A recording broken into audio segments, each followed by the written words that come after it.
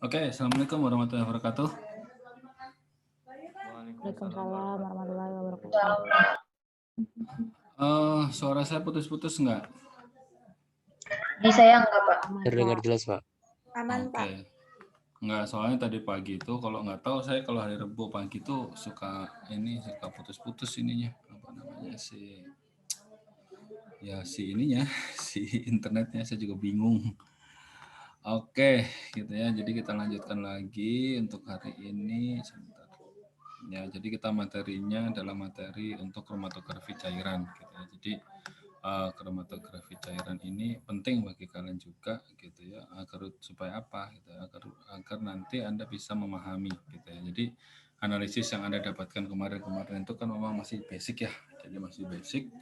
Terus kemudian ternyata ada loh yang lebih advance lagi, gitu ya. Meskipun tidak terlalu advance juga, gitu ya. Jadi contohnya adalah kalau misalnya Anda Anda analisis, terus kemudian Anda menggunakan yang namanya menggunakan gravimetri, gitu ya. Jadi kalau misalnya gravimetri berarti yang terjadi apa ya? Oh ya, cuman penimbangan aja ya. Ya kalau air berarti air yang bisa hilang, gitu ya. Air yang total air yang ada di situ yang bisa diuapkan. Sedangkan air yang lainnya yang nggak bisa diuapkan nggak bisa ketahuan. Terus kemudian kalau misalnya kadar abu berarti cuman abu total aja, gitu ya. Jadi hanya mineral saja, tetapi belum yang lain-lainnya belum muncul juga, gitu kan ya. Seperti itu. Itu kan juga membutuhkan pemikiran lagi. Nah, terus kemudian maka dari itu orang kemudian berpikir, gitu ya. Jadi dari situ orang kemudian berpikir bahwa oh ya gimana caranya ya?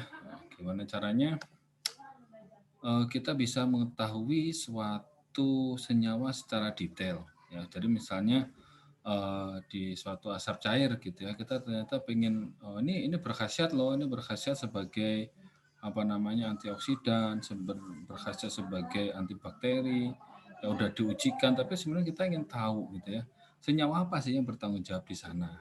Nah, dari situ, kemudian kita baru ini ya, baru cek lagi ya. Oh, ada yang lebih bagus lagi pakai titrasi, gitu ya. Tapi titrasi konsentrasinya masih tetap banyak pengotornya. Oh, cek lagi, gitu ya. Pakai spektro. Oh, ternyata spektro ada permasalahan ketika dia sebelahnya adalah ini banyak gelombangnya sedikit bersamaan, gitu ya. Nah, maka terus kemudian orang sebenarnya secara serendipity ya, secara tidak sengaja, gitu ya, secara tidak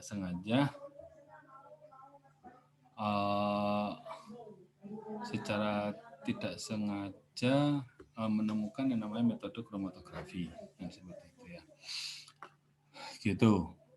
Nah, gimana ininya cara kerjanya gimana sih dari kromatografi, gitu ya. Jadi akan saya terangkan untuk hari ini secara lebih dari mulai awal, tetapi tidak terlalu detail juga, gitu ya. Nah, ini saya share sebentar. Nah, ada kelihatan? Udah, Pak. Sudah, Pak. Oke ya. Jadi saya sebenarnya melihat Anda ngerespon 5 detik, oh berarti ini ya, berarti lumayan kenceng, gitu ya. Oke ya. Jadi kromatografi ya, ini adalah kromatografi, ya. Nanti contoh gampangnya seperti ini kromatografi itu. Ya. Nah, di sini terlihat bahwa mungkin Anda yang dulu pernah dimarahin bapak ibunya, gitu ya, pulang sekolah terus kemudian hujan-hujanan bukunya basah. Pernah dimarahin nggak kayak gitu? Atau memang Anda Enggak, sekolah? Hah? Enggak, Pak. Oh, jangan-jangan kamu kalau pulang sekolah dijemput pakai alpat, gitu kan, beda lagi kan. Jadi nggak ada masa-masa seperti itu, gitu ya. Jadi di sini ketika kita tahu ada ada ballpoint, ada spidol, terus kemudian kena air, yang terjadi apa? Dia ternyata memisah. Tadinya warnanya hitam, atau tadinya warnanya adalah merah, atau tadinya warnanya biru, atau tadinya warnanya hijau, gitu ya, kecuali 3 warna dasar biasanya. Nah, warna hitam. Nah, hitam itu ternyata, nah di sini ada campuran warna ungu, warna biru, gitu ya, dan segala macam di sini ternyata ya. Nah, dari situlah orang sudah mulai paham, oh iya ternyata bisa juga ya kalau misalnya kita analisis tapi dipisahin dulu, gitu ya. Jadi kayak gambar di sini bahwa nunjukin dia udah mulai terpisah. Nah, tahunya terpisah di mana? Dari warna. Ya, dari warna berarti oh ya bisa juga kita pisahkan terus kemudian nanti kita analisis menggunakan spektrofotometer kan gitu ya. Jadi kan runutannya begitu. Nah, maka dari itu terus kemudian orang juga mencoba gitu ya, ada yang blue, ada yang red seperti ini ya. Oke. Oke. Nah, kromatografi merupakan kromatografi merupakan metode fisik untuk pemisahan dengan senyawa yang akan dipisahkan terdistribusi di antara dua fase, yaitu fase diam dan fase bergerak. Ya, ada fase diam, ada fase gerak. Ya, oke. Nah, ini dari definisinya ya. Jadi dari fase diam itu berarti apa? Jadi ada bagian fase yang dia diam, dia nggak kemana-mana, diam aja nongkrong di situ. Sedangkan fase yang bergerak apa? Ya, fase yang bergerak adalah si tadi ya si sampelnya tadi bergerak ya. Jadi kalau di yang gambar yang tadi yang ini berarti fase diamnya apa? Fase diamnya adalah si kertasnya. Fase geraknya apa? Ada air yang menyebabkan sampelnya dia bergerak. Ya, gitu ya. Ini contoh-contoh gampangnya seperti itu. Ya, jadi ingat ada fase diam, ada fase gerak. Nah, contohnya adalah ini yang akan kita bahas nanti ya. Yang sebelah kiri adalah kromatografi kertas, terus kemudian yang tengah adalah kromatografi lapis tipis, yang sebelah kanan adalah kromatografi kolom. Ini contohnya seperti itu ya. Nah, ini definisinya teknik pemisahan fisik suatu campuran zat kimia berdasar pada perbedaan migrasi dari masing-masing komponen campuran yang terpisah pada fase diam di bawah pengaruh pergerakan fase gerak. Artinya adalah kok dia bisa memisah adalah fase diamnya tetap diam, terus kemudian ada fase gerak. Nah, karena ada fase gerak tadi, si sampel tadi itu terus kemudian dia bergerak. Nah, bergeraknya sampel itu kan isinya macam-macam. Nah, dengan isinya yang macam-macam itu, dia ketika dia bergerak, gitu ya, dia nanti akan ada yang geraknya cepat, ada geraknya lambat, gitu ya, tergantung dari apa? Tergantung dari interaksi dari masing-masing zat. Ya, misalnya ada yang zatnya lebih polar atau lebih non polar. Nanti kan interaksi dengan mobile phase-nya akan berbeda ya, seperti itu. Nah, ini contoh-contohnya ya. Yang sebelah kiri ini kromatografi kertas, yang tengah kromatografi lapis tipis, yang sebelah kanan kromatografi kolom ya, seperti itu. Oke, terus kemudian secara kromatografi ditemukan oleh W. Ramsey 1905 ya. Pada apa? Ini sebenarnya penemuannya ini ya. Secara serendipity atau tidak sengaja gitu ya, di mana dia ada ada klorofil, terus kemudian dia ketetesan di kertas, terus kemudian dia memisah. Nah, seperti itu ya. Oke. Nah, kemudian ketika dia memisah, terus kemudian diidentifikasi sama dia gitu ya. Oh, ternyata ada neosantin, ada vidasantin, ada lutein, ada klorofil A, klorofil B gitu ya. Dan ya, terus kemudian dari situlah mulai berkembang ya. Tetapi kromatografi kertas mempunyai banyak kelemahan ya gitu ya. Terus kemudian diperbaiki dengan kromatografi lapis tipis, terus kemudian diperbaiki lagi oleh kromatografi kolom ya. Oke. Nah, yang memperkenalkan istilah kromatografi diberikan oleh Michael Semenovic ya pada tahun 1908. Oke, gitu ya. Terus kemudian, nah ini asas dasarnya adalah satu, ada absorpsi, ada partisi, ada filtrasi. Yang minggu depan juga akan saya terangkan lagi beberapa, saya ulang lagi, gitu ya. Nah, di mana absorpsi fase diam padat dan fase gerak cair atau gas. Ya, sedangkan partisi ada fase diamnya cair, fase geraknya juga cair, gitu ya. Kromatografi filtrasi memakai fase diam padat, fase yang mempunyai sifat filtrasi dan fase geraknya ada cairan. Nah, ada juga yang menggunakan asas suhu kritis atau supercritical fluid ya, kromatografi gitu ya. Nah, itu dia menggunakan titik kritis dari CO2. Nah, ini memang di Indonesia sangat jarang sekali. Dulu ada satu orang IPB yang buat alatnya, bukan buat alatnya, kalau nggak salah beliau ada kerjasama dengan Amerika, dikasih alat satu, terus kemudian udah nggak jalan lagi karena mungkin di tahun 90-an mungkin ya. Nah, yang paling banyak sekarang adalah orang Brasil yang menggunakan ini ya, kromatografi ini. Untuk misain apa? Untuk misain kafein dari si kopi gitu ya, tanpa mempengaruhi yang lainnya gitu ya. Nah, yang paling banyak digunakan adalah yang adsorpsi ya, seperti itu, terutama untuk yang cairan ya. Nah, saya beralih ke kromatografi kertas ya, di mana fase diamnya adalah air yang didukung oleh pelat serat selulosa ya, fase mobil air dicampur dengan pelarut organik biasanya begitu. Jadi kertas, terus kemudian kertas itu nanti kan kertas ada airnya ya, jadi nanti dia akan bisa memisahkan ya. Berarti prinsipnya adalah ya like dissolve like ya, artinya kalau yang sama dia akan larut, seperti itu gitu ya. Oke, terus kemudian dari sini ya, untuk yang kertas ini banyak digunakan untuk pemisahan senyawa-senyawa yang nonpolar. Ya, dulunya ada nonpolar. Kenapa? Karena tadi kan fase fase diamnya adalah air yang sifatnya polar. Jadi jangan sampai nanti kalau misalnya Anda melakukan pengujian gitu ya, fase diamnya adalah polar, terus kemudian fase geraknya juga polar gitu ya. Yang terjadi apa? Nanti si selulosanya akan larut ke fase geraknya ya. Seperti itu. Oke, gitu ya. Terus kemudian kekurangannya adalah pemisahannya kurang bagus ya, kurang terpisah dengan bagus ya. Contohnya yang mana? Yang ini tadi. Ini tadi pemisahan ini kurang bagus. Kenapa? Karena dia lebar-lebar. Ya, ini lebar-lebar gitu ya, sehingga apa? Sehingga nanti kalau ingin di sininya terpisah bagus gitu ya, terpisah bagus ya, satu-satu bisa bagus, maka harus dilakukan pemanjangan dari si kertasnya sehingga bisa sampai 50 cm ya, seperti itu. Nah, caranya gimana? Nah, ini seperti ini ya. Jadi seperti ini. Sebentar. Oke ya. Oke, sorry, maaf. Oke ya. Kelihatan ininya PPT-nya? Kelihatan, Mbak. Oh, oke ya, oke. Nah, di sini harus dibuat yang namanya garis front dan garis start gitu ya. Jadi nanti akan saya jelaskan lebih detailnya ya. Nah, kenapa model dari si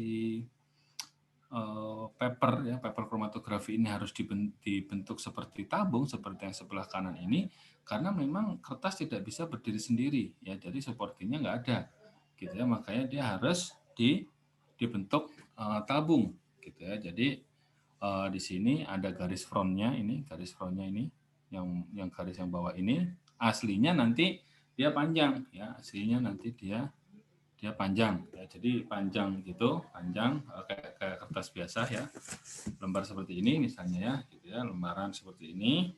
Nah, terus kemudian nanti dibuat garis startnya. Jadi garis startnya itu adalah 1,5 cm biasanya dari awal nanti dia akan menaik ke atas si mobile face-nya ya, seperti itu.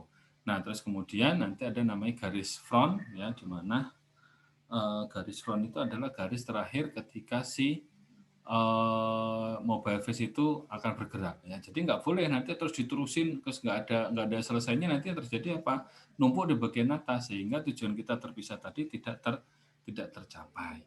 Ya, seperti itu. Gitu ya. Oke. Nah, seperti itu.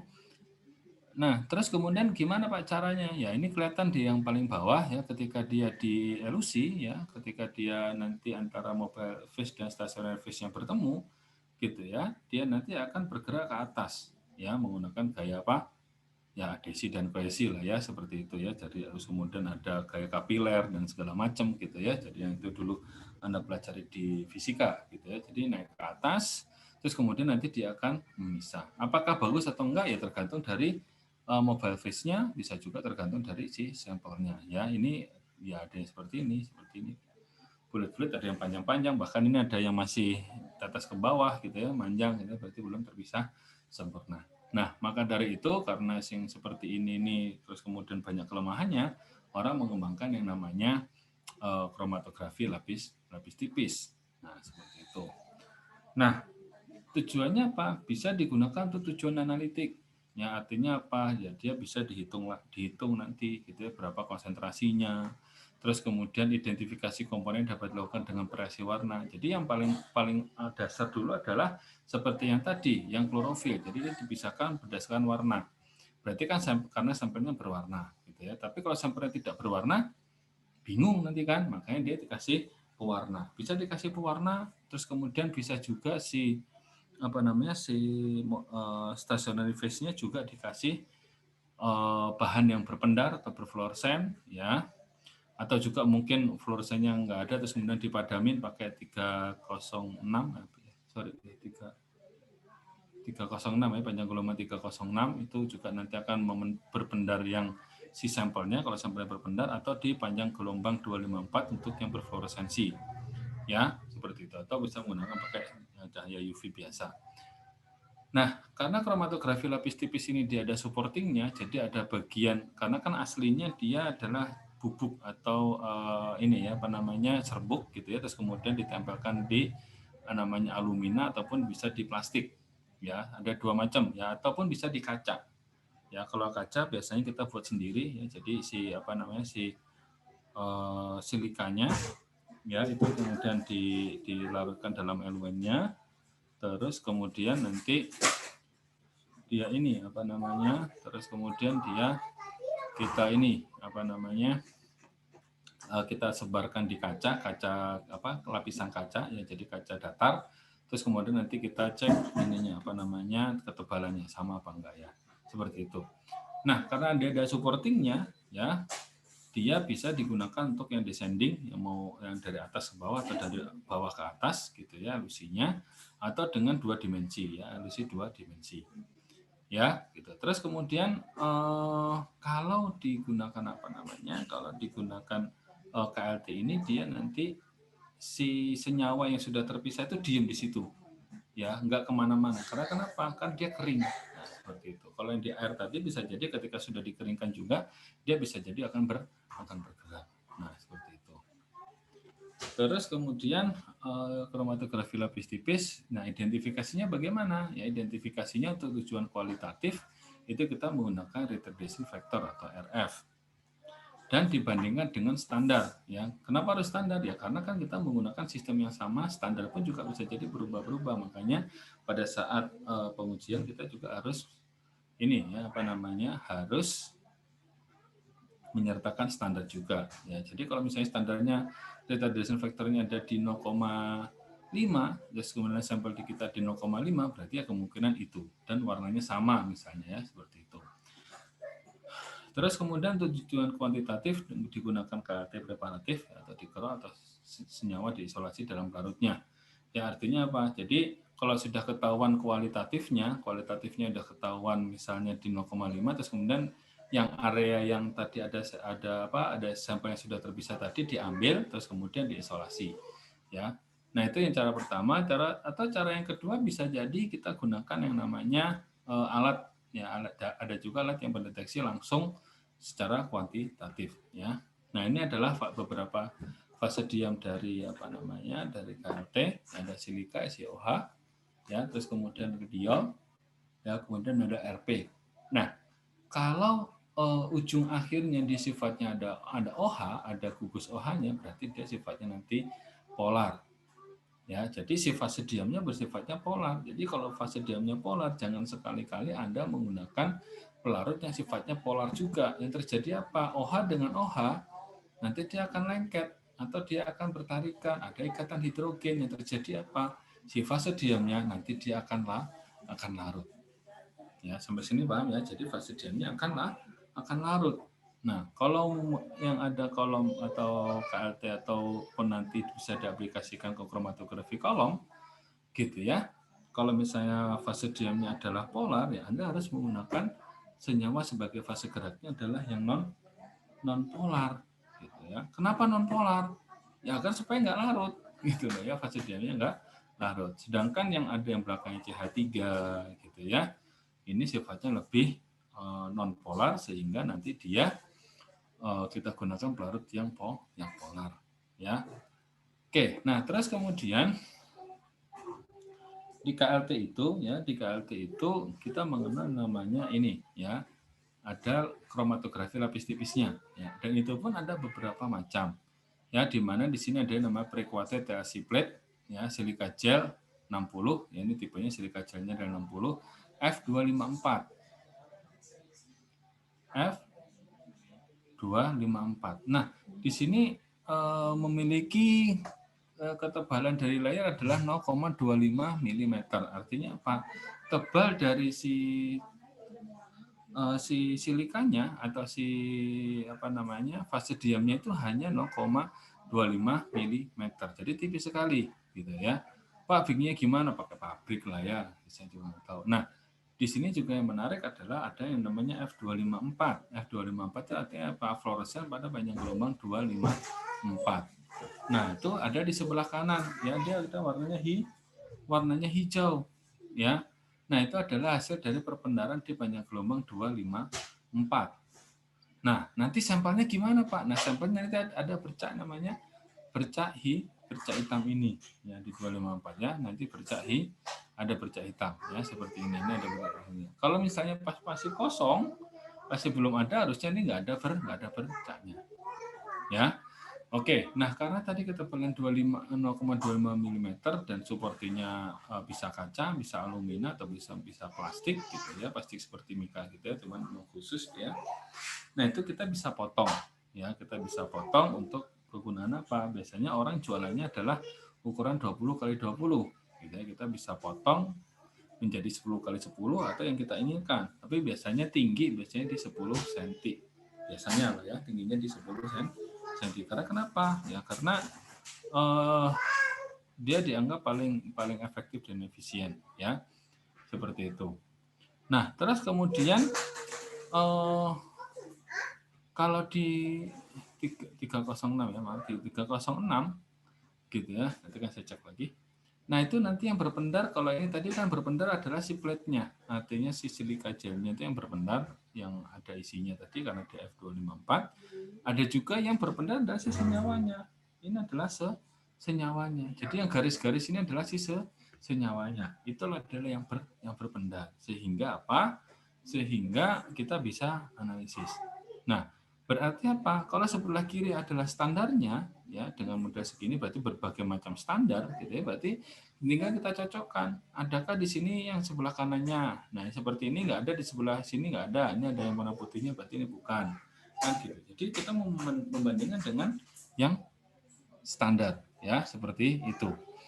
Nah, contoh lain adalah selain ini kita bisa menggunakan yang namanya sinar neon ya, sinar neon atau sinar tampak ya, seperti itu.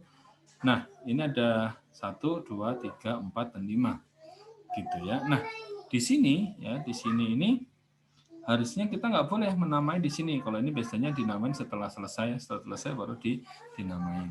Nah, pertanyaannya adalah, Pak, sampelnya ditaruh di mana, Pak? Ya, sampelnya ditaruh di sini nih. Ya, ini tipenya adalah tipe band. Nah, tipenya ada tipe band. Artinya apa? Garis, ya, garis seperti itu. Nah, karena tipenya adalah tipe band, jadi nanti dia naik ke atasnya juga lebih rapi dibandingkan kalau nanti kita tipenya adalah dot atau total atau dot gitu ya. Nah, ini ada nomor 1, 2, 3, 4, dan 5 setelah selesai baru ini. Nah, ini loh Pak, ini kok di sini masih ada, kok di sini nggak ada, ya berarti yang ini senyawanya berbeda dengan yang ada di yang nomor 345 kan gitu ya. Nah, misalnya di sini nggak ada yang garis-garis yang ini Pak, yang warna coklat, ya berarti dia tidak ada gitu ya, karena prinsipnya adalah prinsip pemisahan ya. Kok bisa panjang gitu Pak? Ya itu pakai alat ya. Kita juga bisa yang manual, kita pakai yang namanya ini apa namanya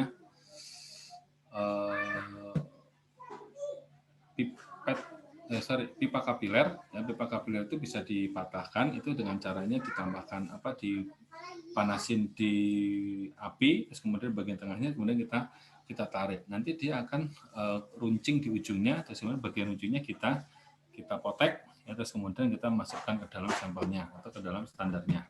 Ya, kalau biasanya dulu ngerjainnya seperti itu. Nah, cara ngerjainnya gimana, Pak? Nah, cara ngerjainnya adalah seperti ini.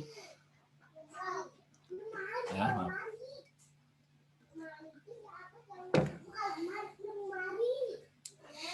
Nah, ini cara ngerjainnya. Ya. Nah, cara mengerjakannya adalah ya, di sini kita harus buat yang namanya garis start dan garis front. Ya, garis start itu garis dari bagian bawah, ya, garis front adalah garis yang bagian atas, ya. Garis start ini, ya, garis start ini kita harus tahu, ya, berapa volume atau berapa ketinggian dari si pelarut, si mobile fish yang kita gunakan. Ya, misalnya di sini diambil 1,5 cm, gitu ya, 1,5 cm itu. Nah, diambil 1,5 cm karena apa? Mungkin saja pelarutnya hanya setinggi 1 cm. Jangan sampai si pelarut dan si sampelnya ini nanti dia tingginya sama-sama 1,5 cm atau mungkin 1,4 cm gitu ya. Karena apa? Karena kalau begitu yang terjadi apa? Yang terjadi adalah si mobile fish, maaf ya, si mobile fish nanti itu akan melarutkan yang ada si sampel sini ke dalam larutan. Jadi dia akan nyampur larutannya sehingga nanti kalau dia si itunya apa? Si sampelnya larut ke larutan terus kemudian dia balik lagi ke apa namanya? Ke ini. Jadi nanti nggak jelas di sininya. Gitu ya. Makanya di bawah sini harus kurang dari bawah, dikurang dari 1,5 cm ini sehingga nanti ketika si mobile fish-nya dia jalan, dia si sampel ini cuma ada pilihan ke atas, nggak ada pilihan ke bawah. Gitu ya, jadi seperti itu. Ya, jadi ini harus dicek. Biasanya kalau saya pakai 1,5 cm gitu ya, atau mungkin 2 cm gitu ya. Nah seperti itu. Oke, terus kemudian, nah ini karena ini kertas ya, maka jarak antar masing-masing sampel ini juga harus jauhan ya, karena kita total pakai model dot gitu ya, jadi titik ya seperti itu, sehingga harus ada jauhan. Karena kenapa kalau ada jauhan? Biar supaya nanti tidak gabung dengan temennya. Khawatirnya apa kita taruh itu karena dia bentuknya silinder, terus kemudian kita taruh dia rada goyang, terus kemudian nanti kena temennya ya seperti itu. Dan di pinggir-pinggir kiri dan kanan kita pastikan kita pastikan dia punya jarak 2,5 cm. Ya, kenapa? Ya sebenarnya nanti pada saat sudah kita buat totalannya atau kita buat dot ataupun kita buat band gitu ya, si sampelnya kita letakkan ke dalam si KT-nya ataupun di kromatografi kertasnya. Nah, dia itu nanti kalau di kertas kita bisa putar membentuk tabung, terus kemudian di bagian yang kosong tadi yang di 2,5 cm tadi kita hektar. Nah, seperti itu ya, kita hektar gitu ya. Kenapa? Ya kalau nggak ada tempat hektarnya nanti nempel kemana-mana gitu ya. Nah terus kemudian, prosesnya apa? Ya kita tetapkan dulu juga di sininya ya. Jadi nanti panjang lintasan akan ada di pertemuan berikutnya. Oke ya. Nah ini prosesnya ya. Di sini jelas sekali bahwa ini nomor 1, nomor 2, nomor 3 ya. Dan ini udah ada garis startnya. Nah di sini ya, dari sini. Ini jelas ya, jadi si tinggi si mobile fish-nya harus di bawah dari si sampelnya. Ya, sehingga nanti ketika dia naik ya, kita tunggu waktunya. Oke, terus kemudian dia naik ke atas. Ya, naik ke atas, terus kemudian setelah lama dia sampai ke atas, dia udah mulai memisah. Sampai di sini tadi ada garis front. Ya, ini ada garis front, sehingga ketika dia sudah menyentuh garis front, dia nanti akan kita keluarkan. Nah, persyaratannya di sini harus ditutup dan nggak boleh dipindah-pindah.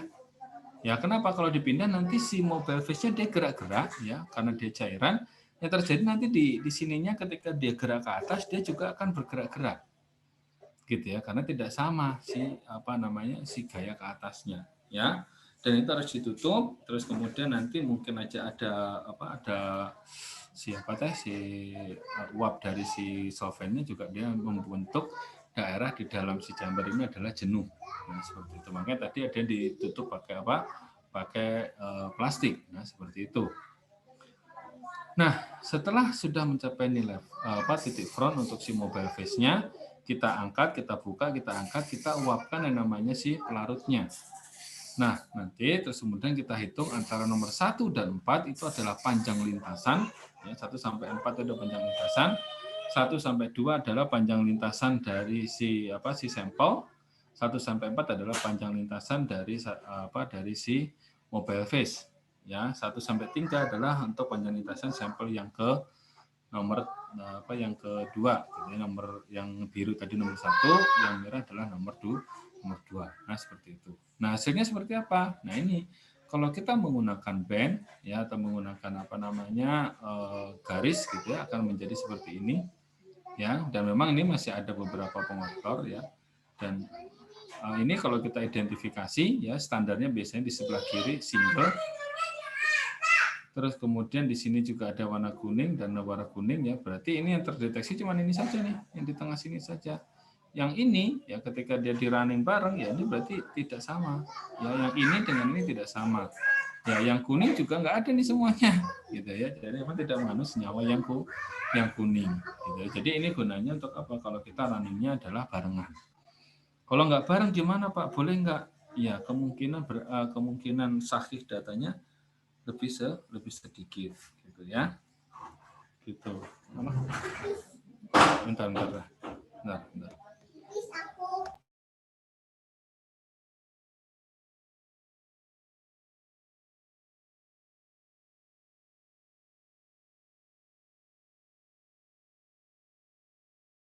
Maaf ya.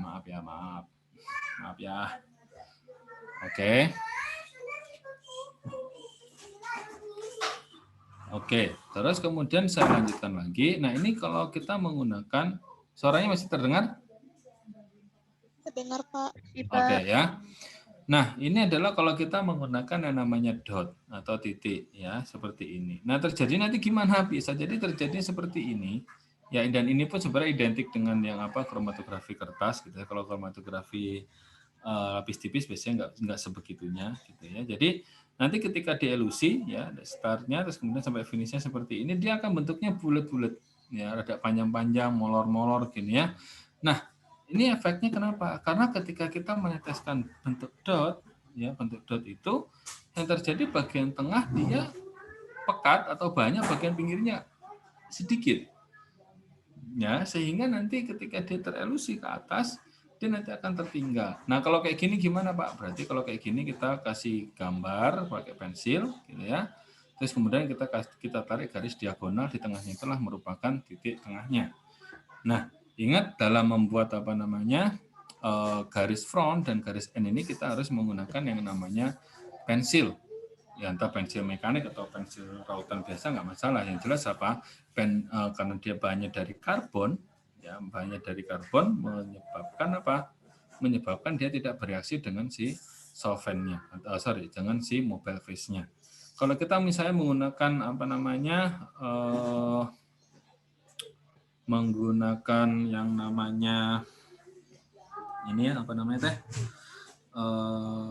spidol gitu ya, misalnya spidol board marker gitu ya, terus kemudian dia berhasil dengan mobile face ya terjadi ya cakadul nanti itu ya hasilnya ya seperti itu ya.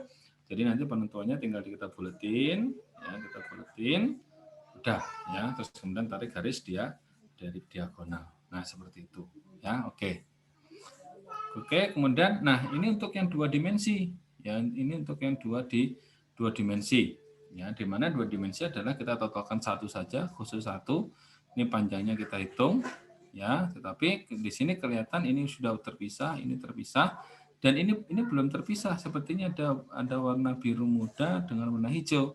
Nah, terus kemudian si SF1 ini dari tadinya gerak begini kita tidurkan.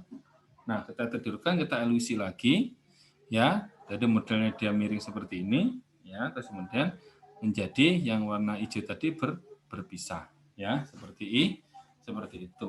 Oke, sampai sini ada yang mau ditanyakan?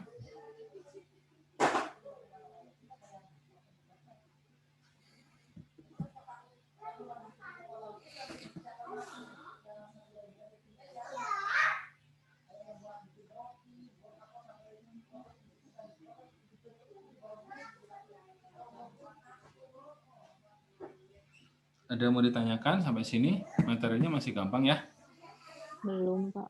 Oke ya, oke. Nah, bagaimana cara ngitung RF-nya? Jadi, cara ngitung RF-nya adalah jarak yang ditempuh oleh komponen dibagi dengan jarak tempuh pelarut ya, atau jarak tempuh dari si mobile phase-nya. Jadi sama ya, jarak tempuh pelarutnya berarti 1 dengan 4, jarak tempuh komponen adalah 1 dengan 2. Ya, seperti itu.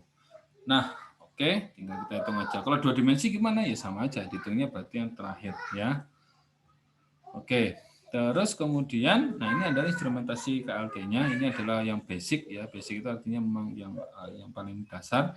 Itu pun juga kita bisa kurangi gitu ya. Jadi yang di sini, yang di dalam kotak ini adalah dia silika gelnya, gitu ya. Terus kemudian yang ini adalah cutternya, gitu ya. Terus kemudian yang ini juga cutter. Nah ini adalah juga untuk pemotong tapi lebih presisi, gitu ya. Jadi karena tadi ukurannya berapa? 20 kali 20 ditaruh di sini. Terus kemudian kita mau potong berapa? 10 kali 10 tinggal dipotong. Jadi kayak apa? Kayak cuma didorong aja, didorong nanti terus kemudian putus gitu ini apa namanya si KLT-nya jadi terbelah jadi 2 ya, seperti itu. Nah, terus kemudian kita untuk deteksinya bagaimana? Deteksinya kita bisa menggunakan regen. Ya, ini ada regen, kita semprotkan di sini. Apa namanya? Nah, di sini kita tuang ke sini, terus kemudian kayak botol itu ya, kayak botol semprotan ini ya. Ya, ada apa namanya kayak semprotan parfum zaman dulu gitu ya. Jadi semprotan parfumnya zaman dulu itu kan dia menggunakan ini Erlenmeyer, terus kemudian asah, terus kemudian disemprot pakai ini ya. Jadi kalau Anda lihat-lihat di film-film zaman dulu atau mungkin Anda juga ada yang punya ya. Kenapa? Karena model semprotan yang seperti ini dia apa namanya? Dia bisa lebih seragam si dropletnya ya. Dropletnya bisa lebih seragam. Nah, sehingga nanti kita bisa lihat yang seperti ini ya. Jadi misalnya ini ditambahkan sesuatu, tadinya nggak ada, tadinya kosong nih. Terus kemudian disemprotkan itu sehingga apa dia ada warnanya. Ya. Sedangkan kalau kita menggunakan alat ini, ya ini adalah alat untuk UV ya. Jadi ada di 254, ada di 306, ada juga yang neon ya, cahaya warna putih. Nah, ini untuk deteksinya. Nah, yang ini adalah chamber chambernya kotak ya. Ini adalah chambernya ada 2 ya. Biasanya di bawahnya ada segitiganya atau biasanya nggak ada segitiganya. Ya tergantung kalau belinya seperti apa gitu ya. Yang biasa digunakan seperti apa. Gitu ya. Nah, ini ada yang tingginya 20 cm, ada tingginya 10 cm ya. Jadi tergantung masing-masing ya. Jadi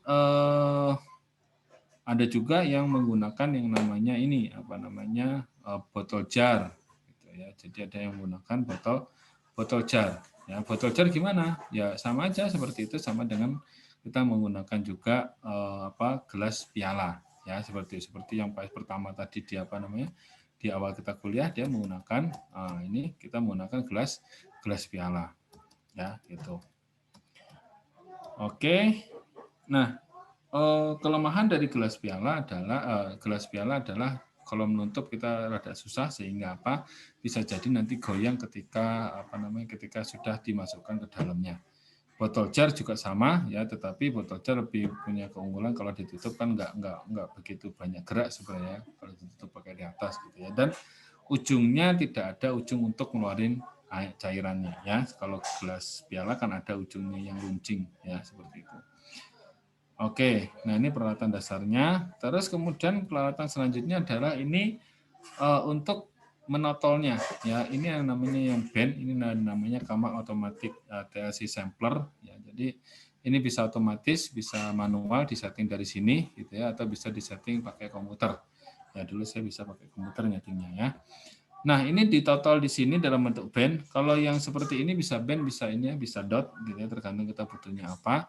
Dan terus kemudian dia didorong menggunakan, ya ini ada siringnya di sini, ada suntikannya. Dia didorong menggunakan gas N2. Ya, kenapa dia pakai gas N2? Karena pada saat gas N2 itu dia sifatnya inert, jadi tidak akan bereaksi dengan si sampelnya. Ya, jadi nanti disemprotkan di situ dibantu dengan si gas N2. Ya, seperti itu. Nanti bentuknya panjang-panjang seperti ini. Ya. Terus kemudian, nah ini kosong Pak, ya berarti nggak ada, ya seperti itu ya. Jadi kalau yang di bawah masih ada, berarti dia mungkin konsentrasinya pekat, gitu ya. Terus kemudian memang dia hanya terikat terikat kuat sekali dengan si yang namanya stationary phase-nya atau fase diamnya, sehingga dia nggak bergerak kemana-mana. Ya, seperti itu. Nah, sedangkan yang ini yang di bawahnya nggak ada, ya berarti dia nggak terikat kuat dengan si mobile phase-nya. Jadi dia terikat juga dengan si yang di bawahnya nggak ada, berarti dia dengan stationary phase-nya dia terikat kuat dan tidak terikat kuat dengan si mobile phase-nya, sehingga dia maaf. Yang ini dia terikat kuat dengan stationary phase-nya, tetapi tidak terikat kuat dengan si mobile phase-nya. Sedangkan yang di sini kosong adalah dia terikat kuat dengan yang namanya si mobile phase-nya, sehingga dia bisa lebih cepat bergerak.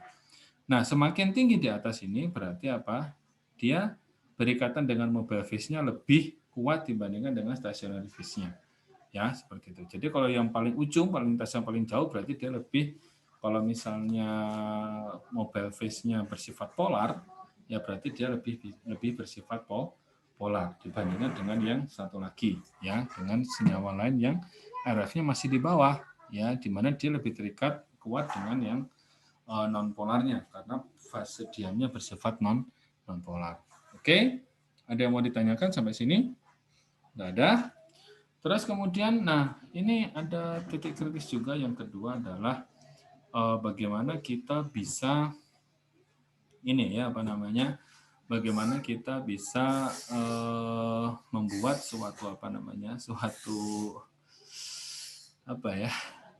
suatu band ya, suatu analisis yang bagus gitu ya. Kalau kayak gini kan jelek ini ya. Jadi artinya apa? Ini ada yang miring, ini nggak ngemisah segala macam ya, ini terus kemudian misalnya ngaco gitu ya.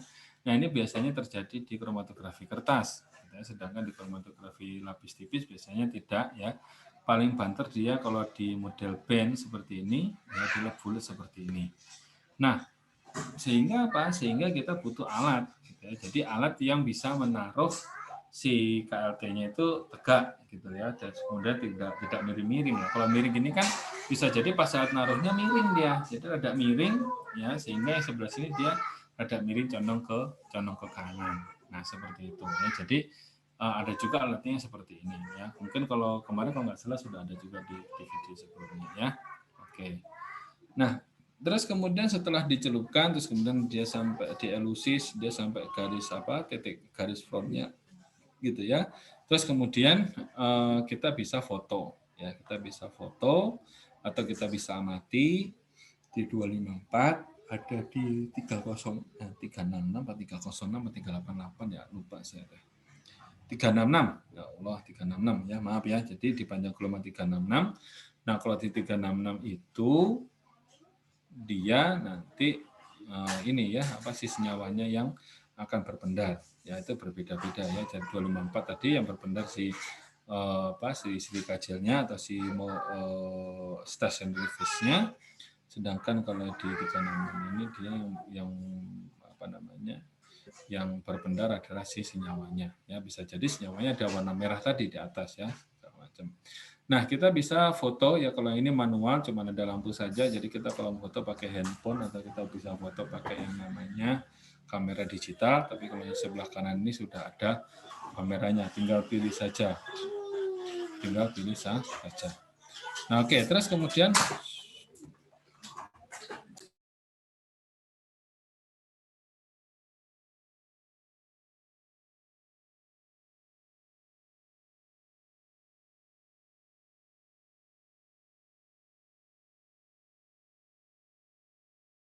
Maaf. Oke ya. Kemudian yang kedua, yang berikutnya adalah apakah kita hanya bisa foto saja? Tidak ya.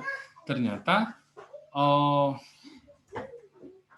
yang kedua ini adalah kita menggunakan yang namanya TLC scanner. Nah, di mana TLC scanner itu dia bisa men-scan, terus kemudian dia bisa memperkirakan semakin tebal gitu ya, dia maka akan semakin tinggi konsentrasinya. Ya, kalau berdempet-dempetan berarti dia belum misah. Nah, kalau misalnya terlihat di sini ya, di sini kan terlihatnya ini misah nih. Padahal mungkin kalau di TLC scanner dia masih sedikit nyampur, karena kenapa? Ya kita nggak tahu, ini kan yang terdeteksi segini. Bisa jadi modelnya kayak gunung. Ya, gunung itu kan bawahnya bisa jadi masih dempet. Nah, gitu ya. Jadi ini adalah TLC scanner, dan ini lumayan mahal juga, tetapi dia bisa langsung kuantitatif. Ya, jadi dia ada, ya kita tetap harus pastikan dia ada standarnya, itu standar beberapa konsentrasi gitu ya. Terus kemudian nanti sampelnya yang sama RF-nya, jadi dihitung RF-nya dulu yang sama. Terus kemudian terus kemudian di scan gitu ya. Jadi ada misalnya 0, 5, 10, 15, nanti kita akan ketahuan. Nah, terus kemudian dibandingkan dengan si sampel. Dengan retardation faktornya sama, berarti itu adalah si sampelnya. Terus kemudian untuk kuantifikasinya gimana? Ya berarti berdasarkan warnanya. Nanti akan muncul seperti ini, muncul seperti puncak-puncak ini, ya. Nah, ini untuk yang 3 dimensinya. Jadi bisa juga kita cek di 3 dimensinya, ya, seperti ini. Ini yang muncul dari si alat ini, ya. Seperti itu. Nah, yang masih menggunakan KLT ini adalah memang di dunia masih banyak digunakan ya, meskipun pengembangannya nggak banyak gitu ya, itu adalah FDA. Ya, FDA masih menggunakan yang seperti ini gitu ya. Nah, terus kemudian ada advance lagi, lebih advance lagi adalah dari KLT itu tadi, terus kemudian dipanaskan menggunakan inframerah misalnya ya. Terus kemudian si senyawa tadi itu dia nanti akan naik ke atas ya, karena dia dipanaskan dia menguap. Terus kemudian ini ada namanya TLC-MS interface. Artinya apa? Jadi ini adalah hanya alat untuk ngambil sampelnya doang ya. Ini alat ngambil sampelnya doang 1 miliar kayak gini ya. Nah, sedangkan nanti dianalisis di mana? Ada alatnya lagi yang harganya 12 miliar misalnya ya, gitu ya. Jadi nanti dia dimasukkan ke mass spektrofotometri, terus kemudian kita akan mendapatkan ini loh senyawanya, ini loh senyawa yang terpisahkan, yang kita duga memiliki sesuatu sifat. Nah seperti itu, ini namanya TLC-MS interface. Nah oke, sampai di sini kromatografi lapis tipis ada yang mau ditanyakan? Nggak ada ya, karena kan juga gampang-gampang. Ya, oke. Terus kemudian kita lanjut ke kromatografi kolom. Nah, tujuan awalnya dulu adalah kromatografi kolom itu untuk apa? Untuk preparatif. Preparatif itu untuk apa? Kalau kita menggunakan kromatografi lapis tipis, kita ingin memisahkan dalam jumlah yang banyak, itu kita kesulitan bolak-balik kan dielusi segala macam, kita dikerok lagi, elusi, kerok lagi ya. Tetapi kalau kita menggunakan kromatografi kolom, kita nanti bisa langsung banyak. Gitu ya, merupakan kelanjutan dari KLT ya. Dan fase diamnya pun dari KLT bisa langsung dipakai di kromatografi kolom. Misalnya di KLT menggunakan RP18, di kolom kita juga langsung bisa menggunakan RP18. Nah, bedanya apa? Kalau di kolom ini nanti fase geraknya itu harus terus ada, sehingga apa? Si sampel itu tidak ketinggalan di kolomnya ya, atau tidak ketinggalan di buretnya lah gitu ya. Tapi dia akan langsung ke bawah, nanti kita tampung di bawah, terus kemudian kita analisis lagi. Nah, ini adalah ilustrasinya ya, di mana kita buat dulu yang namanya kolom. Ya, kolom itu kita bisa menggunakan kaca, ya, kolom kaca. Oke, di mana kita bisa menggunakan kolom kaca. Nah, terus kemudian modelnya kayak gimana? Ya paling gampang Anda bayangkan adalah modelnya kayak buret. Nah, buret itu di mana bagian bawahnya ada kerannya juga, terus kemudian nah Pak, nanti dia di kerannya nggak lolos Pak, makanya dikasih namanya poros disk. Ya poros disk, atau kita bisa gunakan juga glass wool. Ya glass wool itu adalah benang atau wool tapi dari gelas, dari kaca. Jadi kalau misalnya Anda biasa makan rambut nenek itu ya bayangkan aja rambut neneknya itu bukan dari glukosa, bukan dari gula, tetapi dari gelas. Terus kemudian Anda makan ya, nyokrok semuanya ya. Makanya gelas wool itu juga harus hati-hati. Kalau nusuk ke tangan terus kemudian patah ya bisa jadi ikut peredaran darah ya. Seperti itu. Jadi harus hati-hati pakainya, harus pakai masker, harus pakai macam-macam lah pokoknya lah, hairnet lah, pakai sarung tangan tebal lah, pakai jas labnya juga harus ini. Jadi seperti itu. Nah, si fungsi dari poros disk ataupun fungsi dari si glass wool tadi itu adalah untuk menahan si stationary phase-nya atau si fase diamnya ya. Jadi dia fungsinya untuk menahan fase diamnya.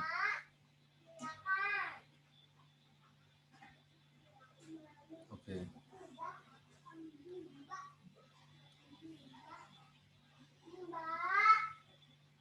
Oke ya. Nah, terus kemudian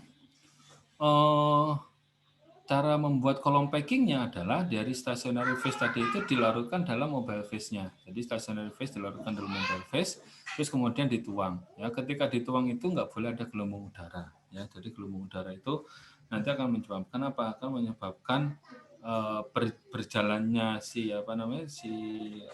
senyawa atau si sampel itu tidak rata.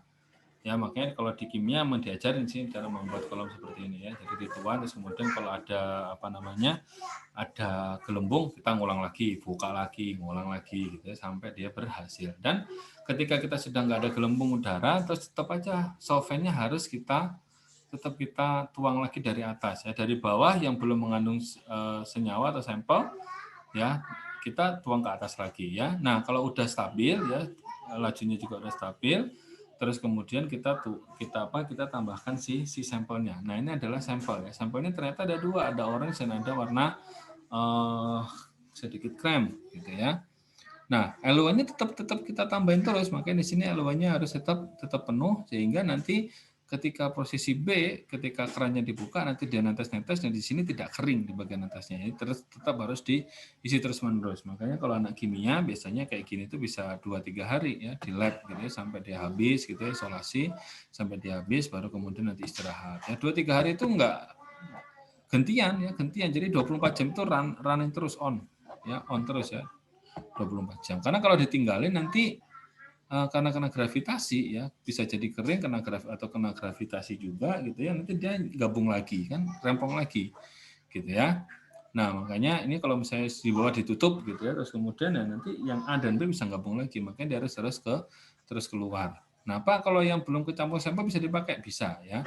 Tapi biasanya kita jadi biasanya di bawah itu kita tampung menggunakan tabung reaksi. Makanya kalau kayak gini biasanya tabung reaksinya ribuan.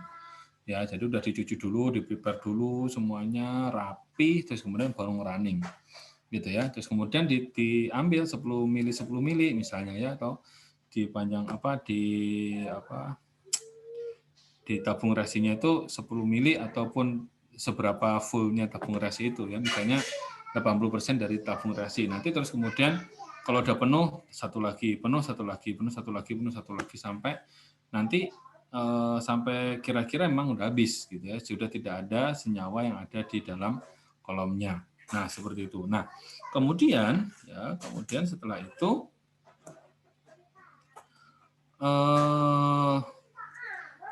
langkah apa yang dikerjakan? Ya, langkah yang dikerjakan adalah setelah sampelnya ini nanti terpisah, maka yang B ini akan masuk duluan. Jadi ada masuk di tabung reaksi. Tapi kan kita nggak tahu tabung reaksi yang mana nih. Makanya biasanya analisisnya caranya begitu, antara nomor 1 sampai nomor 100 digabungin gitu ya. Atau 1 sampai 30 digabungin, 1 sampai 25 digabungin, terus kemudian dianalisis pakai spektro. Ya. Oh, ini masih sama di panjang gelombang di scanning panjang gelombangnya masih sama, masih kosong, masih nggak ada apa-apa. Oke, berarti nanti nomor berapa? Nomor 26 sampai nomor 50 ya, terus kemudian di scanning di spektro masih nggak ada apa-apa, berarti nomor 1 sampai nomor 50 berarti sama kan gitu. Nanti kalau misalnya ada serapan di panjang gelombang tertentu tiba-tiba ada serapan, berarti itu ada. Nah gitu ya. Nah itu ciri khasnya begitu sampai nomor sekian ribu berapa, dan itu sekian ribu itu balik lagi ke awal lagi ya, tinggal si mobile phase-nya saja ya, seperti itu.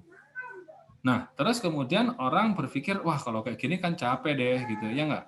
Jadi kan udah ngumpulin 1 sampai 100, terus kemudian ini ya, orang menggunakan yang namanya kromatografi cairan ya. Dinamakan kromatografi cairan kinerja tinggi, di mana ketika ada kolom, paket kolom, sampel dimasukkan, nanti dia akan terpisah ya. Nah, ketika dia keluar dari kolom itu langsung dideteksi oleh spektro UV. Kalau dia detektornya adalah detektor UV. Jadi nanti ketika sudah mulai ada sampel, pastikan konsentrasinya kecil. Jadi itu kemudian dia akan naik lagi sampai konsentrasi paling tinggi, nanti kemudian turun lagi. Makanya di sini membentuk namanya puncak. Ya, seperti itu ya, membentuk puncak. Nanti yang B-nya juga sama, ketika dia memang sudah terpisah, nanti dia akan membentuk puncak juga. Ya, seperti itu. Nah, ini ada yang bagus, yang B dengan A ini, yang T2 ini dia bagus, tapi ada yang kurang bagus. Artinya apa? Ya, begitu dia terdeteksi, dia naik ke atas, kemudian turun, naik ke atas lagi, berarti dia pemisahnya kurang bagus. Kalau misalnya seperti itu gimana, Pak? Ya, kalau ada kejadian seperti ini, yang terjadi adalah kita harus membuat pemisahan lagi. Ya, artinya memisahkan lagi. Gimana caranya? Kita mainkan yang namanya mungkin kepolarannya, mungkin tambahkan asam, ya, atau mungkin tambahkan basa, ya, tergantung dari fase gerak yang digunakan. Misalnya fase geraknya air dan asitonitril atau air dengan metanol.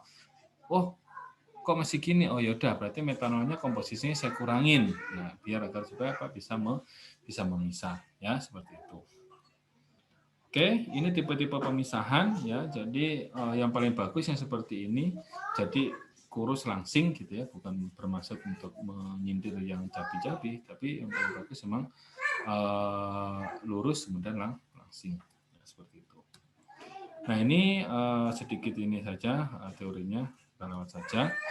Nah ini pengenalan untuk minggu depan ya, tapi nanti di praktikum udah saya masukkan ya. Jadi praktikum minggu ini nanti kita udah hitung yang namanya kromatografi cairan kinerja tinggi ya. Sedikit sih yang apa namanya yang akan dihitung, tetapi nanti penjelasan apa namanya sampelnya dalam bentuk apa nanti akan saya inikan, akan saya tekankan di sana. Gitu ya. Nah, di sini tadi ketika kita masukkan di kolom gitu ya, terus kemudian ada yang ini ya, apa namanya? Ada yang tidak berikatan sama sekali dengan kolom. Ya, tidak berikatan sama sekali dengan kolom, nanti akan muncul puncak biasanya gitu ya. Nah, puncak ini namanya adalah antara waktu antara mulai pertama injek sampai yang tidak tertahan ini namanya adalah waktu mati atau dead time. Ya, jadi sedangkan waktu retensi dari suatu senyawa itu namanya adalah waktu yang dibutuhkan untuk molekul yang tertahan pada fase diam untuk mencapai detektor. Ya, jadi ada interaksi dengan fase diam, terus kemudian nanti meskipun cuma sebentar, terus kemudian dia nanti akan jalan. Itu namanya waktu retensi. Di mana waktu retensi itu kalau yang ini pas diinjeksi adalah 0, ya ini adalah waktu matinya, biasanya sekitar 2 menit gitu, karena kita bisa hitung dari injektor sampai ke sampai ke detektor itu berapa panjangnya, terus kemudian berapa diameternya, sehingga kita tahu volumenya berapa, sehingga kita bisa cek waktu matinya berapa. Nah, waktu mati ini nggak boleh nih tiba-tiba Anda kalau menemukan yang seperti ini terus dihitung nggak boleh ya, karena apa? Dia nggak terpisah. Gitu ya. Nah, terus kemudian waktu retensi ini digunakan untuk apa? Banyak ya, untuk analisis kualitatif ini waktu retensi. Berarti kalau waktu retensi antara sampel dengan standar itu sama, itu berarti itu adalah si senyawa tersebut. Ya, misalnya standar vitamin C kita injek waktu retensinya di 3 menit.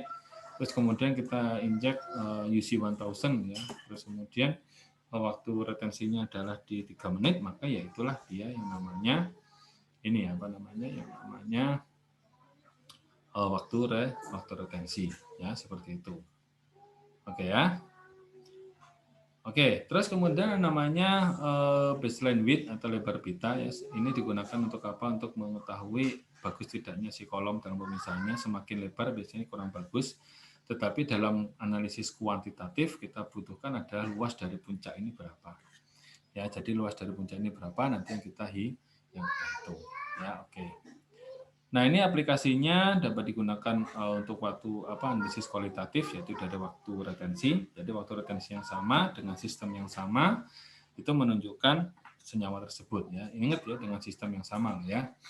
Seperti itu. Sedangkan untuk analisis kuantitatif adalah hanya cukup pita atau lebar pitanya ya, atau luas puncak. Luas puncaknya itu kuantitatif. Ya, bisa juga beberapa metode, ada eksternal, satu standar atau multi standar, ada juga metode adisi. Ya, jadi ditambahkan dengan standar yang sama, misalnya konsentrasinya terlalu sedikit nih, bener nggak ya? Terus kemudian ditambahkan standar yang sama juga, ya itu namanya standar adisi, atau ditambahkan standar internal. Jadi standar internal itu beda standarnya, tetapi dia nanti bisa untuk mengetahui, oh kalau standar internalnya berkurang, berarti nanti semuanya juga berkurang. Nah, seperti itu ya. Oke, ini tipe kromatografi yang nanti akan nyambung ke berikutnya ya. Ada kromatografi gas ya, fase geraknya adalah gas, fase diamnya kolom, atau kromatografi cairan ya, fase geraknya fase geraknya pelarut, ya. Fase diamnya bisa kolom kemas, bisa partisi, bisa pertukarannya, bisa absorpsi seperti tadi ya. Terus kemudian ada superkritis ya, fase geraknya adalah cairan superkritis ya. Memang ini nggak ada kalau di Indonesia, jarang sekali. Oke, ada yang mau tanyakan dari sini?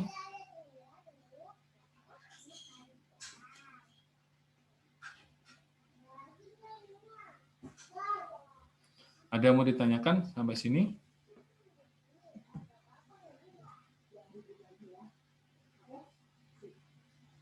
Nggak ada? Nggak ada yang mau ditanyakan dari sini? Belum, Mbak. Belum ya, gampang ya. Jadi ini sebenarnya adalah memang basic teorinya ya. Oke, sesuai janji saya kemarin gitu ya. Jadi kita akan ada kuis gitu ya. Jadi kita kuisnya mulai dari jam 11.15 sampai jam 11.45. Saya nggak tahu kalau misalnya kita batasin jam 11.45 itu berarti nanti jam 11.45 kalau ada yang masuk jam 11.44 berarti tinggal semenit yang ngerjainnya ya? Iya Pak gitu kalau Iya, Pak. Ya, langsung stop biasanya, Pak. Oh gitu ya. Karena kan selama ini saya pikir kalau misalnya dari jam 11.15 terus kemudian nanti masuk jam 11.45. Jadi kalau Anda masuk jam 11.44 pun masih bisa dengan waktu yang ada gitu. Ternyata enggak ya. Seingat saya dulu gitu, seingat saya. Gitu ya. Ya pokoknya kalau misalnya gini sih sebenarnya paling gampang kalau ada kendala ya Anda bilang gitu. Kalau nggak ada kendala tiba-tiba di 11.44 terus kemudian nggak ada ngomongan, nggak ada apa, nggak ada panik, terus kemudian di Zoom-nya juga masih nyala tapi nggak dimati-matiin gitu ya. Terus kemudian Anda ngerjain 11.44 ya saya bingung mau justifikasi apa kan seperti itu. Oke, ya. Nah, untuk password-nya adalah kita waktunya 20 menit. Jadi yang tadi juga bagus-bagus dapatnya dapat 96 gitu ya, ada satu yang salah mungkin nanti dicek lagi. Nah, saya buka dari jam 11.15 sampai 11.45 gitu ya. Kalau ada kendala ya bilang mau gitu ya. Jadi ini untuk kuis aja, ngecek aja yang kemarin gitu ya. Passwordnya adalah air abu. Ya, password air abu ya. Maaf. Air abunya langsung digabung. Air abu. Nah, yang bawah yang benar ya, sudah saya chat di WA ya. Oke. Silakan dikerjakan. Soalnya hanya 15 dan ada 3 soal esai. Esainya esai numerik ya. Jadi esai numerik 4 angka belakang koma seperti biasa lah ya. Gunakan titik untuk bilangan pecahan gitu ya. Terus kemudian waktunya 20 menit, 11 soalnya yang lain adalah soal BS. Ya. Jadi harusnya yang BS kalau misalnya Anda kemarin memperhatikan dari yang diajarkan oleh dosen sih harusnya bisa. Meskipun saya yang membuat ya, tapi kan saya membuat berdasarkan dari yang paling umum banget ya gitu ya. Oke, ada yang mau ditanyakan sebelumnya?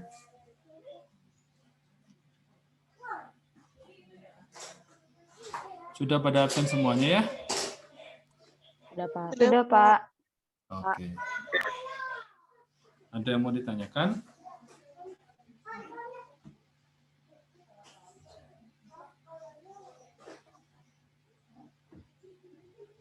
Ada yang mau ditanyakan? Belum ada, Pak, dari saya, Pak. Oke, belum Ya, ada dari ya. saya juga, Pak. Oke, ini juga sudah ada. Tinggal Anda buka di Evita. Masih ada 3 menit lagi. Passwordnya air abu, gitu ya. Silahkan dikerjakan. Mungkin ini aja lah, tetap jujur aja seperti biasa. Ya, gitu ya. Jadi nggak usah ini harus begini, gitu ya. Oke, kalau nggak ada, Bapak akhiri dulu untuk kuliahnya. Kita ada ada kuis dulu ya. Oke ya. Saya akhiri. Assalamualaikum warahmatullahi wabarakatuh. Waalaikumsalam warahmatullahi wabarakatuh. Makasih Pak. Waalaikumsalam. Makasih, Pak. Makasih Pak. Izin lift, Pak. Ya.